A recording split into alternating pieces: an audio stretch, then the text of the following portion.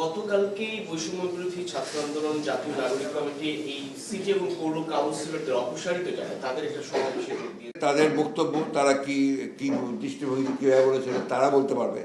আমাদের দৃষ্টিভঙ্গি খুব পরিষ্কার। আমরা মনে করি যে আপনার এই ফ্যাসিবাদী হাসিনা সরকারের অধীনে যতগুলো নির্বাচন হয়েছে সমস্ত নির্বাচনগুলো অবৈধ হয়েছে এবং সেই কারণেই আমরা স্থানীয় সরকারগুলো ভেঙে দেওয়ার জন্য আমরা আহ্বানও জানিয়েছিলাম এবং যে সবগুলো ভাঙা হয়েছে কিন্তু আপনার শুধু ইউনিয়ন পরিষদটা করা হয়নি। আমরা সেটারও দাবি জানিয়েছি ইউনিয়ন পরিষদে অবিলম্বে এটাকে আপনার বাতিল করা হচ্ছে। মহাসচিব, একটা বিষয় হচ্ছে এই নির্বাচন সংস্কারে যখন কথা হচ্ছে রাজনৈতিক দলগুলো বিশেষ করে ছাত্রদের মধ্যে পরস্পর বিরুদ্ধে একটা সুর আমরা দেখছি। কেউ বলছে যে আর কিছুদিন সময় দেওয়া যেতে পারে, সেটা নিয়ে আবার জাতীয় অনৈক্য তৈরি হচ্ছে কিনা যখন সবাই কথা বলছে এই জায়গাটা এই বিষয়টা নিয়ে আমরা কথা বলেছি। আমরা মনে করি যে এই বিষয়ে সবচেয়ে বড় ভূমিকা পালন করা দরকার আপনার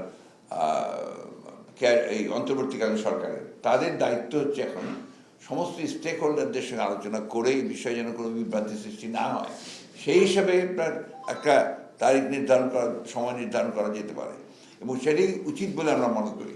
সংবিধান সংশোধনের এখতিয়ার বিচার বিভাগীয় স্বীকৃতি দেয়া হয়েছে এই রায়ে, কিন্তু যে সমস্ত বিষয় আদালত অসাংবিধানিক এবং সেটা অবৈধ ঘোষণা করা হয়েছে সেই বিষয়গুলো আসলে সংবিধানের বেসিক স্ট্রাকচার গণতন্ত্রকে ধ্বংস করে দেওয়া হয়েছিল এবং ক্যারেক্টারটা পাল্টে দেওয়া হয়েছিল। সেই জন্য এটা সুপ্রিম কোর্ট অলওয়েজ সংবিধানের ব্যাখ্যা প্রদানকারী হিসেবে সাংবিধানিক স্বীকৃতি আছে আর কি।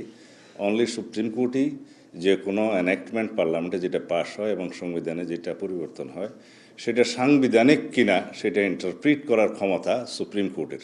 এটা সাংবিধানিক স্বীকৃতি। সেই হিসাবে কোর্ট মনে করেছে যে তত্ত্বাবধায়ক সরকার ব্যবস্থা যেটা ইন্ট্রোডিউস করা হয়েছিল, আমরা করেছিলাম, সেটা বেসিক স্ট্রাকচার হিসাবে স্বীকৃতি দিয়ে বলা হয়েছে এই বেসিক স্ট্রাকচার অর্থাৎ গণতন্ত্রকে ধ্বংস করে দেওয়া হয়েছিল, সেই জন্য এটাকে বেসিক স্ট্রাকচার ঘোষণা দিয়ে এটাকে পুনর্বহালের কথা বলা হয়েছে এবং সেই সংশোধনীগুলো বাতিল করা হয়েছে। বাকি যেটা supreme judicial council 96 article, supreme judicial কাউন্সিলের ইন্ট্রোডাকশনটা হয়েছিল 5th অ্যামেন্ডমেন্টে শহীদ রাষ্ট্রপতি জিয়াউর রহমানের সময়ে।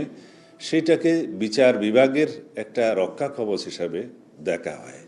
সেই সুপ্রিম জুডিশিয়াল কাউন্সিলটা 16th অ্যামেন্ডমেন্ট কর্তৃক পরিবর্তন করে এটা অনেকটা সাবজেক্ট করা হয়েছিল সংসদের, সেটা আলাদা রিটের মধ্যে সেটা বিলুপ্ত ঘোষণা করা হয়েছে। বাট এইখানে 15th অ্যামেন্ডমেন্টে এটা অন্তর্ভুক্ত ছিল সুপ্রিম জুডিশিয়াল কাউন্সিল, সুতরাং এটাকে বাতিল করাতে যাবে না, এটাকে পুনর্বহাল করতে হবে, সেই জন্য এটা বহাল করা হয়েছে। আর দুইটা প্রভিশন যেগুলো নিরীহ প্রভিশন, যেটা প্রকৃতি সংরক্ষণ এবং নৃতাত্ত্বিক জনগোষ্ঠীর কালচারাল হেরিটেজ সংরক্ষণ, এগুলো সব বহাল করা হয়েছে।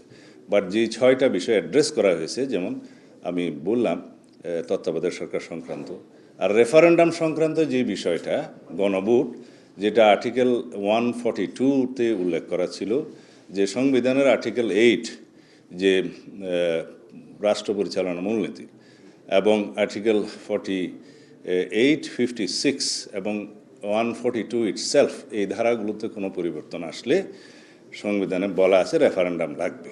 তো সেই বিধানটা আওয়ামী লীগ উড়িয়ে দিয়েছিল, সেটাকে পুনর্বহাল করা হয়েছে। এটাও একটা বেসিক স্ট্রাকচার।